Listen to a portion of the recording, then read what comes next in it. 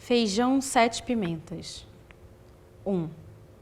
Faça um elixir de pimenta com azeite extra virgem, pimenta a dedo de moça, pimenta de cheiro, pimenta murupi, alho e louro. 2. Cozinhe feijão preto refogando com pimenta do reino, uma pitada de páprica doce e meio pimentão vermelho. 3. Misture 3 colheres de elixir de pimenta no feijão refogado. 4. Misture tudo com farinha ou arini, até formar uma pasta. 5. Coloque 4 pimentas biquinho no topo. 6. Sirva quente ou morno. 7. Se quiser, coma até chorar.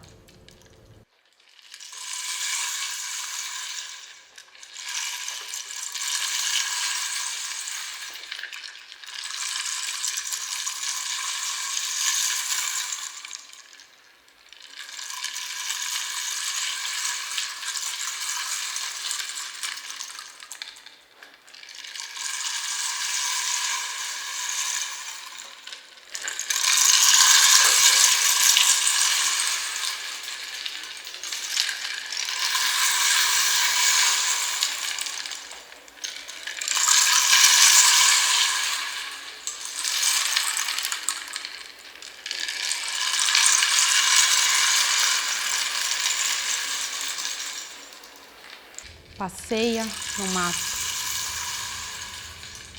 procura, passo repetido, passo repetido, passo repetido, passo repetido, está perdido. Pelo peso é infante. Mordida bastaria, mas mordida não basta. Basta não ter saída, até que nossas peles se enrosquem. Um abraço nesse corpo curto, um abraço de esfarelar. Força! Ele grita, e seu coração desfalece.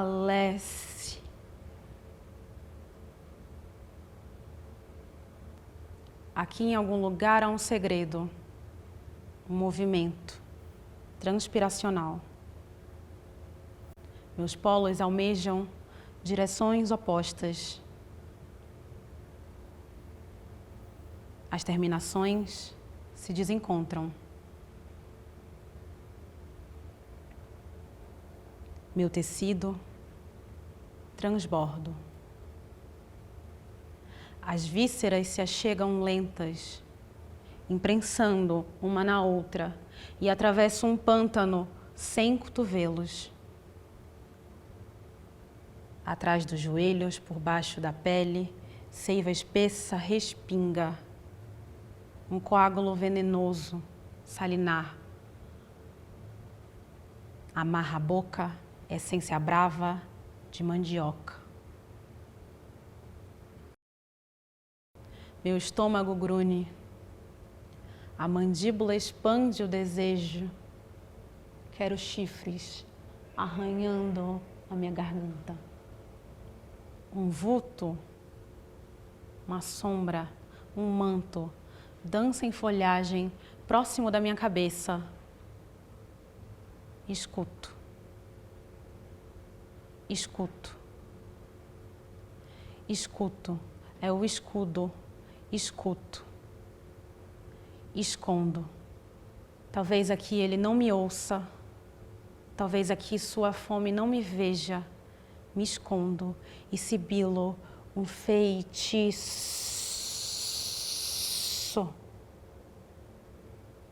Escuto. Escuto. Escuto. Batida insistente na porta do meu ouvido. O escudo vai se desfazer. Insistente. Se continuar assim, o escudo vai se desfazer.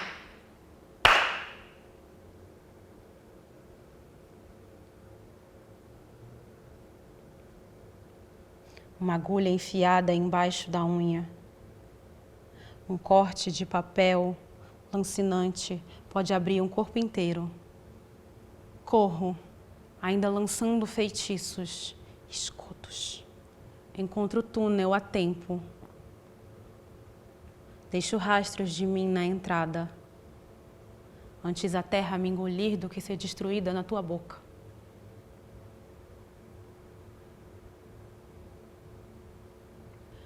Uma brisa de abrir caminhos adentra a boca. Pasta se esparrama. Um aconchego, uma quentura. Depois penetra o solo, adentra as camadas da pele e da garganta. Um fogo chama. Um tsunami de ar. Para ser venenosa tem que ser forte. Tem que saber chorar.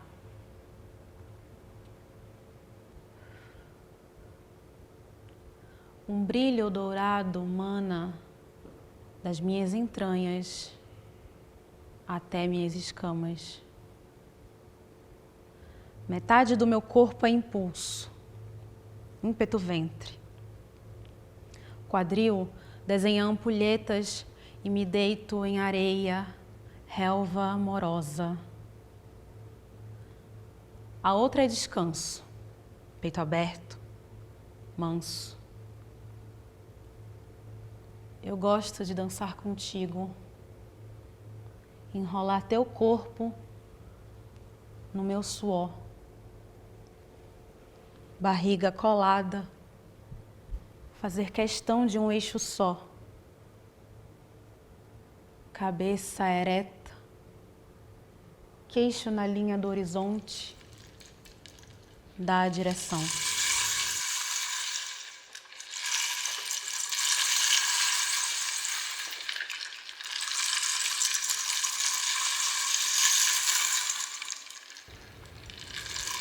Uma casa milenar de remédios e venenos. Corpo, mistério. Corpo, teimosia. Nadar na água é uma dança. Andar em labirinto escuro não me assusta.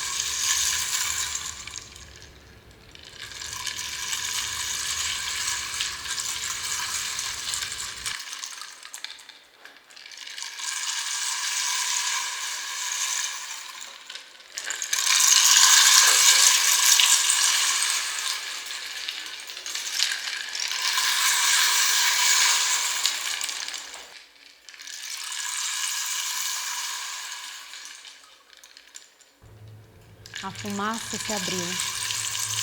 Rastejei pelas beiradas do mundo. Não há mais silêncio. Trouxe todos em mim. Os sonhos, os peixes, o leite.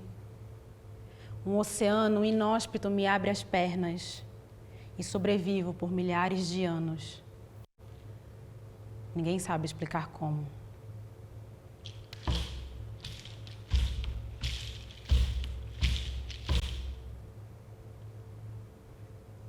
Um emaranhado se desloca até serem paridas desembarcações. Da escuridão rastejam as cores, frente e trás, frente e trás, frente e trás. Cabeça de flecha singrando as águas.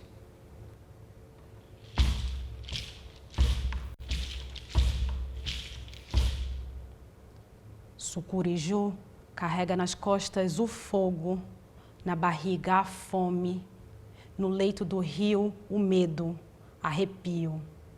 Nasce a vida.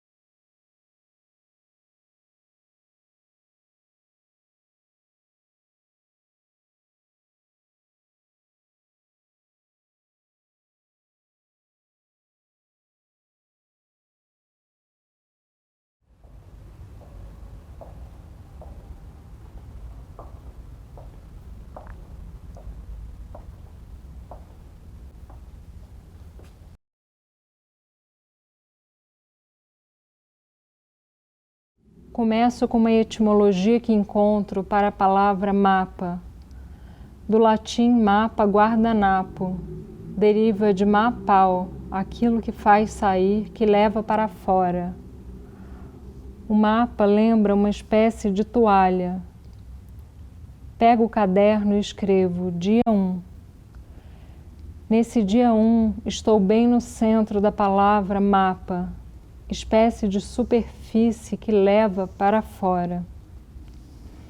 Assim decido sair de casa e marcar um ponto de partida espacial. Ao chegar à rua, olho para o chão e vejo uma árvore. Ela está ali todos os dias, mas eu nunca tinha reparado que a raiz está para fora. A calçada está rachada, as pedras deslocadas. Aquele corpo de luz foi empurrando o cimento até sair a luz do dia. Vou caminhando e olhando as árvores da rua, e já na esquina deparo com outra, que também tem a raiz quebrando a calçada. Logo adiante, mais uma. Decido que vou traçar um mapa feito de árvores que têm as raízes brotando. Para isso, vou seguir uma linha até o final da Rua Tutóia.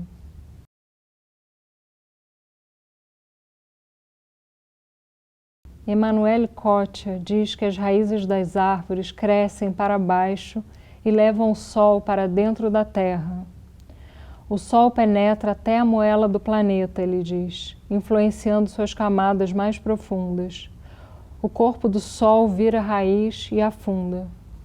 Então descemos para o centro da terra, ela me disse um dia, entrando no buraco do metrô, enquanto sentíamos o chão estremecer. Sempre lembro desse dia e do movimento de descida.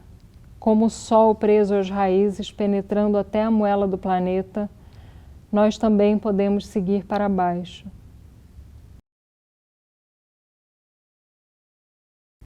Eu me lembro primeiro das coisas azuis.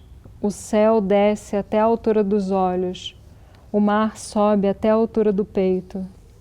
As coisas aquosas, vítreas, se confundem. Lembro de estar numa sala escura, sem porta nem janela. Lembro dela falando comigo, andando ao meu lado, a voz dela. Volto para o centro da palavra mapa. O mapa é um lençol, superfície que contém um mundo.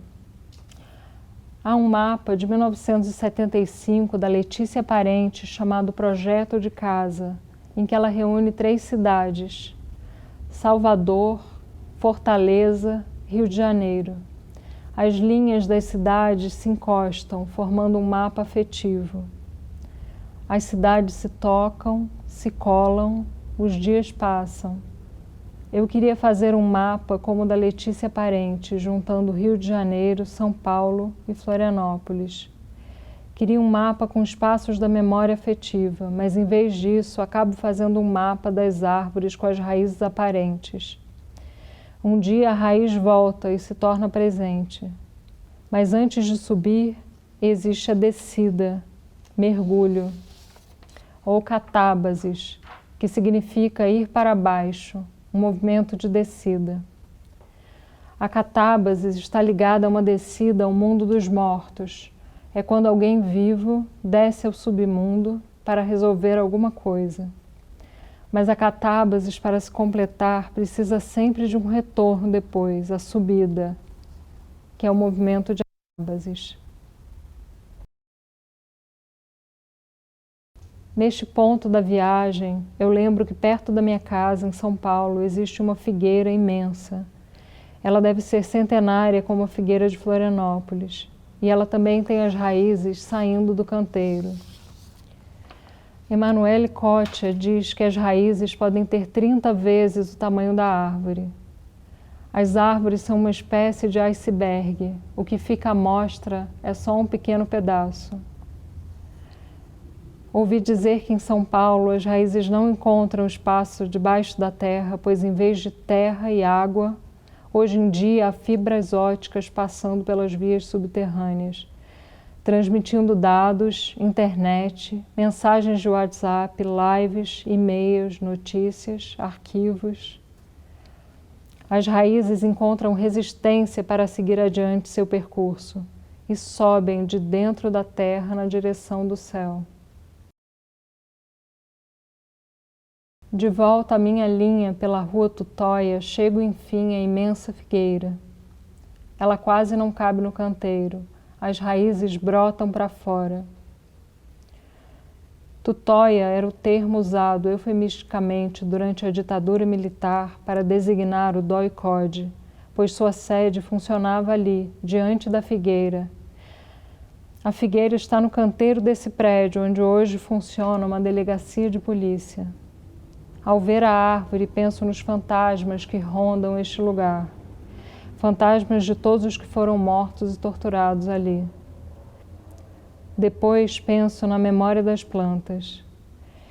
E imagino os fantasmas debaixo da terra, crescendo junto com aquelas raízes, brotando do chão. Termino neste ponto com um trabalho chamado Operação Tutóia, do artista Fernando Piola. Em 2007, ele propôs à DP, que fica na rua Tutóia, de fazer um trabalho paisagístico em seu jardim. Ele removeu uma parte das plantas que ficavam lá e plantou em seu lugar espécies com a folhagem vermelha. Piola planta sementes que crescem dentro da terra para depois brotar e sair à luz do dia. Quando sua folhagem aparece, ela deixa o prédio rodeado de vermelho. Um mar de sangue. Ao ler sobre esse trabalho, decido ir outra vez até a figueira da rua Tutóia para observar as plantas vermelhas daquele canteiro. Chego lá e fico examinando as raízes da figueira. Depois me abaixo, colo o ouvido no chão e consigo ouvir um ruído constante, um barulho surdo e contínuo. Seriam as raízes lentamente se deslocando e quebrando o asfalto? As fibras ópticas carregando imagens, nomes de desaparecidos, memes, arquivos. Durante um tempo fico com o ouvido colado no chão escutando tudo, até que vejo um amigo meu, o músico Gabriel Xavier. Ele vem caminhando na minha direção.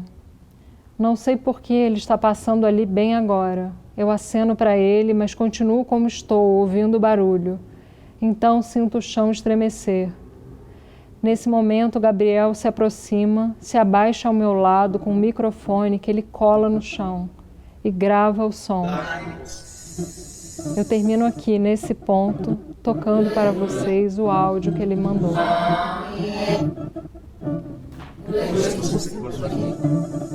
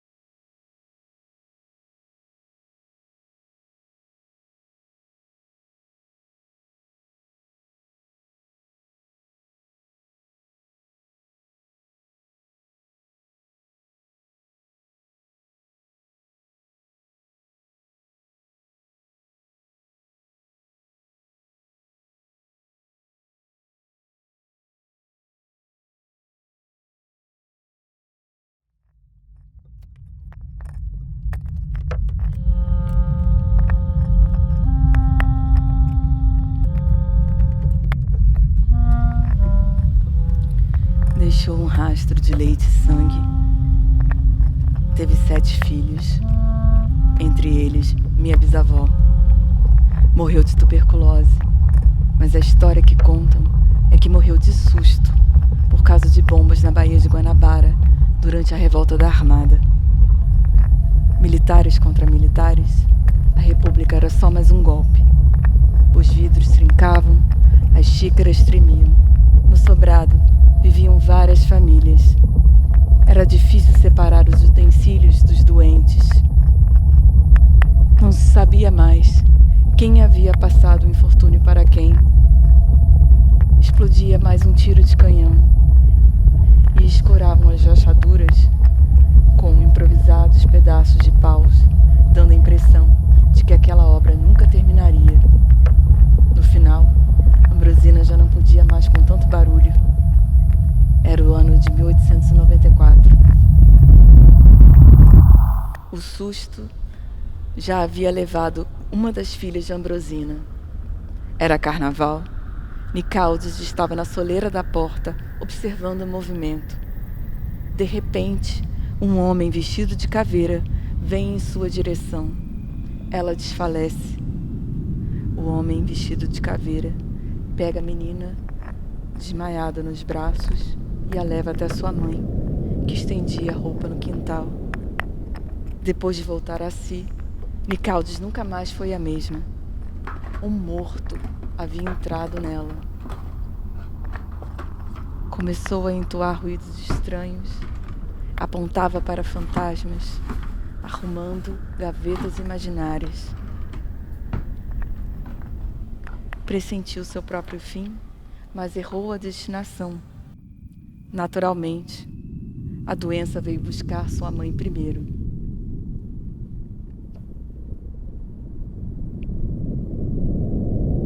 Rua Evaristo da Veiga, número 43, centro do Rio de Janeiro, 1894. Já havia funcionado uma estalagem nos fundos, com uma alfaiataria na frente. Depois, construíram o sobrado e, com ele, a casa de cômodos. Nesta rua, há o convento, o quartel e o quarto da minha tataravó. Há dias, sem conseguir se levantar, ela mal respira, expele lufadas de ar contaminado. O corpo se desintegra em tosse. Os vizinhos da pensão apenas esperam o dia amanhecer. Estatísica, sussurram. Uma menina negra coloca na roda o filho que acabou de parir. A sineta toca. Do outro lado, uma freira recolherá o bebê. Ele não chora. Havia esperança de que seu leite de primeiro parto pudesse ser alugado para outro recém-nascido. Uma medalhinha da Virgem da Conceição no pescoço, uma fita vermelha no braço. Estes serão os sinais. Peço que guardem meu filho até que minhas forças possam buscá-lo. Não está batizado. Deve se chamar Francisco. Era o que ela queria ter escrito no bilhetinho antes do depósito. Ambrosina sabe da rotina dos enjeitados e conta mais um. Ela também ouve a sineta, mora do outro lado da rua. Lançar bebês na roda de madrugada assegura ainda mais o anonimato. Nem todas as crianças vingam, bateu-lhe o coração. Nem todas as mães vingam. Não era sempre que passava mal no cais, mas naquele dia o seu colapso não passou despercebido. Apesar do luto por Carolina, não se pode apressar o fim. Sentado de costas para a câmera, há um grande número de pessoas em volta. Um homem abana o seu rosto com um leque. Outro é registrado com a mão na sua testa. Para recobrar a consciência, costumava refazer mentalmente o percurso pelas ruas do centro de alguns de seus personagens. As obras e demolições recentes haviam desconfigurado o roteiro de pai contra mãe. Esse memorial de trajetos ainda faria sentido no futuro? Abriu os olhos. Estranhou aquela comoção. Em breve, as crises constantes já seriam relíquias de casa velha.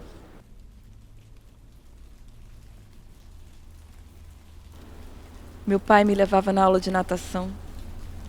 Um dia, ouvi as outras crianças se perguntando: será que ela é adotada?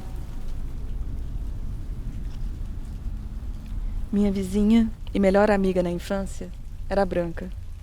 Um dia, ela perguntou para a mãe quando eu ia melhorar. Uma vez, uma senhora me deu dinheiro na rua e disse: é para ajudar a sua família. Discutir racismo na minha família era como entrar naquela parte do mar em que não dá mais pé. Se fosse chamado pelo nome, o equilíbrio familiar se quebraria e a corrente nos levaria à deriva. Na beira, não precisávamos passar a arrebentação.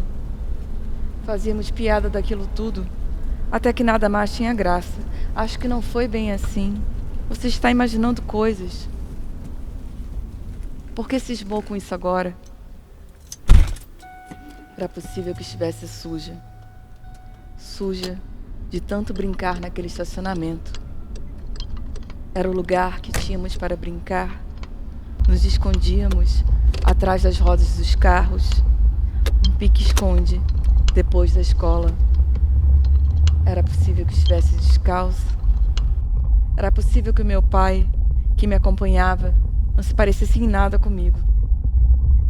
Durante um tempo, procurei me ajeitar. Nem sempre deu certo. Era possível tanta coisa. Nessa época, eu era frequentemente confundida com um menino. Tinha manchas nos joelhos e nos cotovelos, e os pelos do braço pareciam mais escuros do que os das outras meninas. Eu, pele suja, tenho raiva por ter aceitado o dinheiro. 30 anos depois da escrita no diário, poucos dias após o enterro, meu pai encontrou o caderno e disse: não foi sua mãe que escreveu isso. Era uma voz que eu também nunca tinha ouvido. Lá em casa, reclamar era admitir o fracasso. Portanto, uma arena interditada. Com o diário, também havia os bilhetes que escrevi, dizendo que ia fugir de casa e que ia para um lugar melhor e que meu irmão não teria mais irmã. Eu ia até a escada, em frente aos elevadores, e ficava lá sentada, até sentir medo ou vontade de ir ao banheiro. Voltava derrotada desse jogo de forças. E o que me lembro dessas tentativas de fuga era da minha mãe rindo, rindo muito, rindo muito, rindo muito. O riso digeria-se sem esforço. Do meu lado, o sentimento de incompreensão nunca se dissipou. No momento de sair, eu me virei, disse minha mãe. Por isso, tive de sair pela barriga. Cortaram a barriga e me tiraram lá de dentro. Daí pra frente, só piorou. De novo, me virando, evitando, fingindo e me livrando da possibilidade de que pudéssemos ser próximas. Chorar era motivo de vergonha. Sexo era motivo de vergonha. Minha vocação era motivo de vergonha. Ou falta de dinheiro, que no final das contas dava no mesmo. Queria poder culpar minha mãe pela minha falta de jeito, mas ela não deixaria por menos. Fazer o que pôde lhe custou a vida. Deve ter doído se desprender. Não pulsa, deram descarga elétrica, nada vibra. Cessam os tremores. Entubaram. Não respira. O ar está cheio de água e gordura. Estou sufocada. Os 2 hemisférios do cérebro, em um movimento sincronizado, fazem um uníssono não. Acabou de vez a febre, que não passava 20 dias. O corpo esfria. Ausência de calor. Fim. Não foi morte natural. Uma mulher negra aguenta tudo até o dia em que não consegue subir escadas. O braço todo furado, e minha mãe nunca reclamava. Disfarçava seus apuros com perfeição. Finalmente, descobriram que a enfermeira que aplicava a quimioterapia estava com catarata e por isso não acertava a veia. Os acessos iam murchando a cada picada no lugar errado. O braço todo furado e nunca reclamava. Odiava quando chamavam minha mãe de guerreira. Seu corpo não era um campo de batalhas. Para todos os efeitos, a santa no oratório, que visitava os apartamentos no bairro, ficaria sem rezas quando chegasse a vez de dormir em nossa casa. Depois de 3 anos, não sobraria mais corpo. A água seria absorvida pelo ambiente e os vermes comeriam a carne apodrecida. O que restasse seria transferido para uma caixa ainda menor, onde jazeria para sempre, seja lá o que jazer signifique. Uma caveira arrumada numa caixa. Mortos são corpos do mundo, que não são mais corpos de ninguém. Um corpo separado da sua memória não é mais uma pessoa. Não adianta colocar uma placa para dizer quem foram. Mandar fazer uma lápide com foto? Também não. Eu faço do meu corpo um altar. Nele, um morto pode dançar.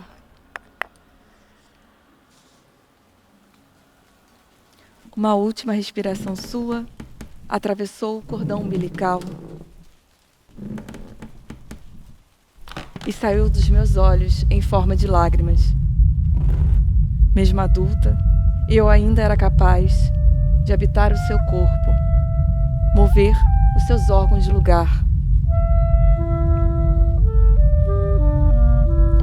Se eu soubesse como, teria soprado um par de pulmões no lugar do seu útero. E esse par extra, você o teria doado em vida para Ambrosino, que poderia assim respirar o vento da eternidade, que não termina no dia seguinte. Inverter a lógica dos embriões. A filha que vira uma ancestral da mãe. Memória e veículo. A água é uma máquina do tempo.